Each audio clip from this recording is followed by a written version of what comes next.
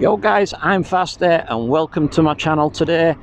Thanks for popping in and being here for my first video or motor vlog, should you say, on the channel. Just thought we'd come out for a ride today because the weather looked as if it was okay. It's a bit cool, but it's relatively sunny-ish. Well, put it this way, it's not peeing it down with rain. So I thought I'd get out on the old GSXR 750. And that's my bike, if you didn't guess by now. You can tell by the clocks on these things. They're pretty distinctive. Yeah, so what we're doing today then, and what we're going to talk about. Well, we're going out to a place where I grew up actually. Holmfirth, you may know it, of Last of the Summer Wine Country. You might remember that TV show with Compo, Cleggy and Foggy and that. Yeah, well, I grew up there. I'm going to show you where I lived in relation to where the stars lived or whatever. Well, the people in the Last of the Summer Wine. We're going to go take in some scenery, I think, and just blow the cobwebs away today. So this is a new channel I've started. I have got another channel which is for gaming. I used to game GTA 5, Escape from Tarkov, all them sort of games. Still play games now. Don't really do many videos, to be honest, because there's not many games, new games out at the minute that I feel are my kind of thing. Yeah, so back onto motorbikes. So recently passed my motorbike license. I did it down in Derby. Well, I did the training down in Derby. So I found a school that was local to where I was working at the time. Raven Motorcycle Training it's called. Absolutely brilliant, guys, brilliant. So laid back and chilled and get you through, and do you know what? They don't try and rinse you for money, which is really good. You know, get you to book more lessons and all that crap. Now these guys come in, do your CBT, get booked to do your bloody theory test, and then do 2 days, and then we'll get you booked for your mod 1 and mod 2, and that was it. That's what it took to get me through. The hassle of it was waiting for, because of obviously COVID and they're not doing tests at the minute and all that sort of stuff. Yeah, we had to wait quite a while. I think it was about a month and a half before I got my my mod 1 and 2. But thankfully, due to the guys at Raven, they managed to get me a spot, well, 2 spots. So my mod 1 was in Nottingham, and that was around lunchtime, and that was on the Tuesday. And then the Tuesday after, I had my mod 2 at Burton, and I smashed them both, so I was right happy about that. So this is my first real road bike, shall I say. I have got a 125. Right, where are we going? Straight on. I've got 125 that I've still got in the garage that I like to go out on now and again because it's a lovely ride and it's fun. It really is fun. You just get on it and go wherever. It's nice and easy to ride. It's brilliant. Don't get me wrong, I like my GSXR. It's just got power in it. Looks nice and it's nice to ride. But yeah, the 125's sweet. I like it. In fact, I'll probably show you a picture of it. I'll insert a picture here or something. Just being a bit careful on here.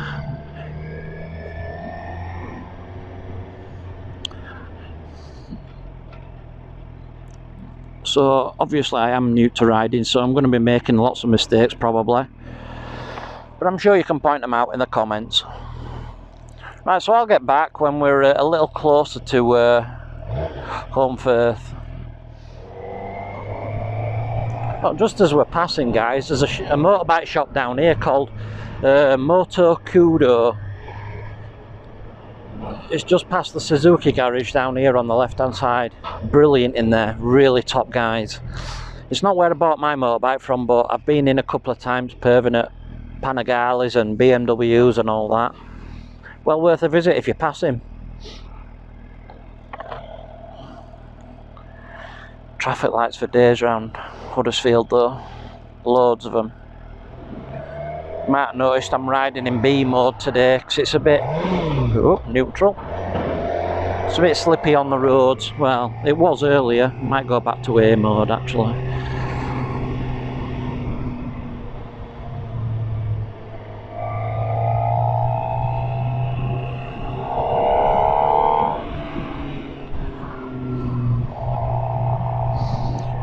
Yeah, so that Kubo Moto is just down here.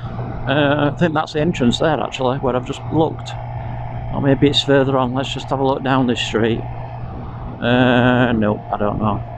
It is down that street opposite, well, parallel to us to the left hand side.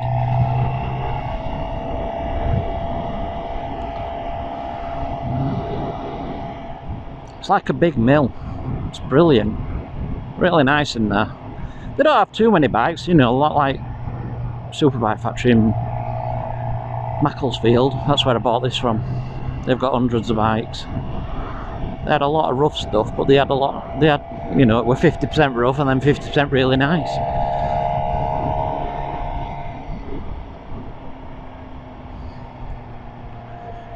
Right, so Sheffield, Holmfirth, here we go. Oh, we're following this donkey in this bloody truck.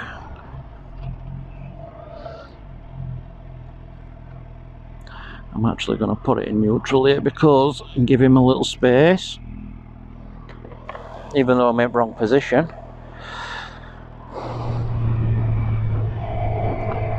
Very brown. I brought it down here a couple of years ago at Christmas. My exhaust fell off my BMW car and I had to go into this pub here and ask if I could wash my hands and use the toilet and stuff like that, and they all looked at me like I was like a retard. It was well funny. I'll show you the pub in a minute. I think it's just down here. Yeah, with this pub here on the right hand side. Oh no, probably that one. Might not be. Might have been further on.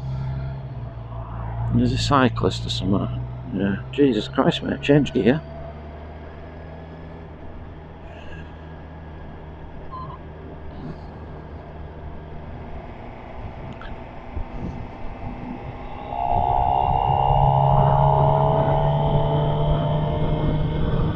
I don't know what this dude's doing.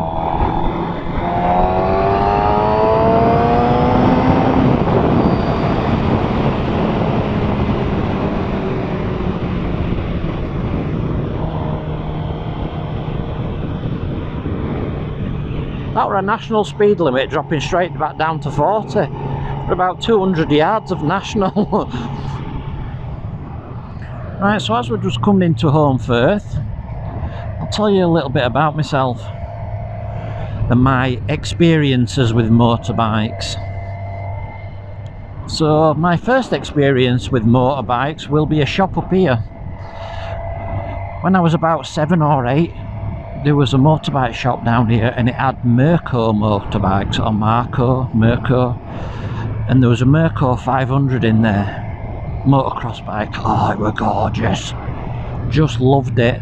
And they had PW50s and stuff like that there as well, and yeah, that's originally what got me like interested in motorbikes. Could never afford one though, or out like that. And it wasn't until I was early 30s.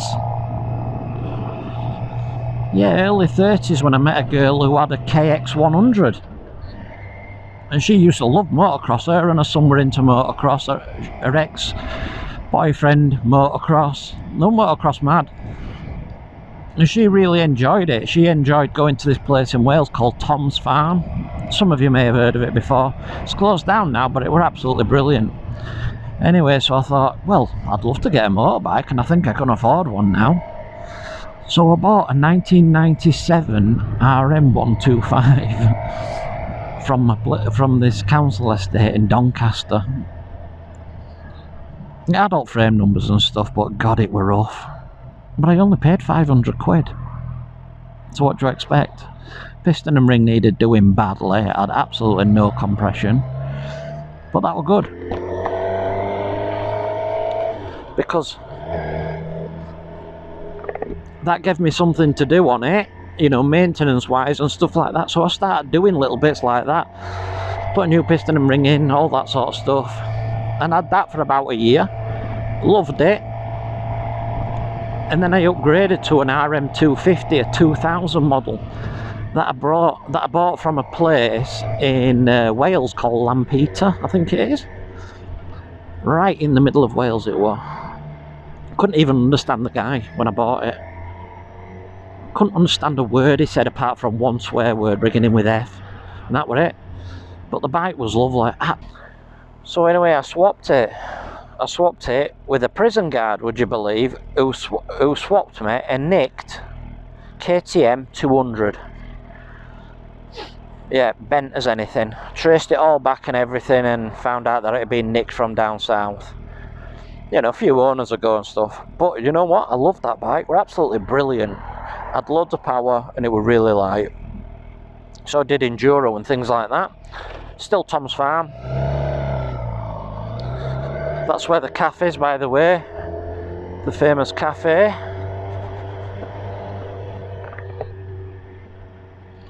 Nora Batty's house is here. If you look down this street here, and that's the river that runs parallel with us just there, then her house is one of these here. Ashley Jackson's famous paintings and whatever. But this is my old house here. See that front wall there? When we lived in it, it was bowing out. Oh yeah, that was mad. Anyway, that house there, number 26. Friends of ours lived there next door. Well, we became friends with them. And I'll tell you a story about that. Swin and Angela who lived there. And Swin, his name, were into AM radio or ham or whatever they call it, and he had a big aerial on the house. Anyway, one day he had a knock at the door, and it was the army or the navy or one of them. He said, "Mr. Such and Such, can we have a chat?" He says, "Yeah, sure, come in." He says, "I want to have a look at your equipment."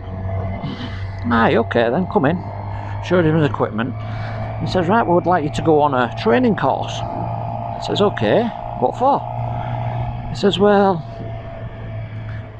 we can relay a signal from, say, Sheffield or somewhere like that, to his house, which is just down the road, up to Holme Moss, up there, and bounce it down to Manchester." This was quite a few years ago. My sister was christened at that one, there, that church. And he says, "Yeah, sure, I'll go on a training course. Where's it going to be?" And he says, "Well, we've got some paperwork for you to sign, obviously, NDAs and all that sort of crap." So he goes, okay, boss, no worries." So he signs them and he goes on training course. And the training course is held up at Holme Moss. And we'll stop the story there, because if I tell you the rest of the story, you won't understand it until you see it, which we are going to go see it. Steady as she goes. Look at this, beautiful.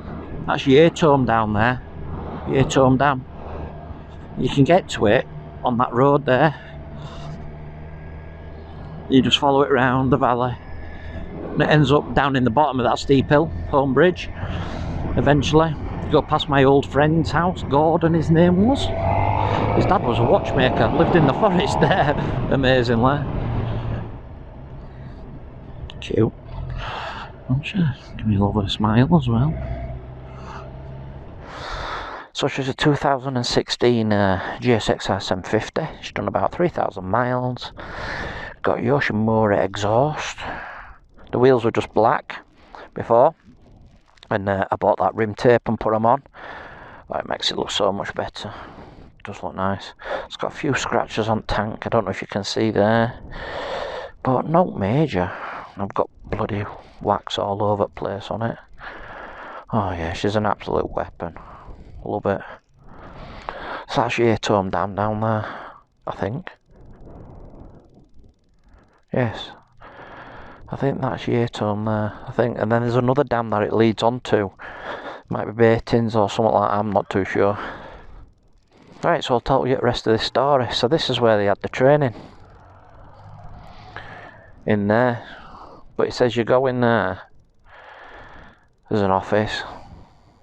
And then a room or whatever. And he said then there's a lift. And he said it looked odd, because where's the freaking lift going to? It says he was in the lift for at least 10 minutes. Going down. It's a bit scary, innit? So I'll just overlay a voice here now, guys. So thanks for watching. Hopefully you leave a comment, like and subscribe if you haven't for more of this content. And I will see you next time. Peace out.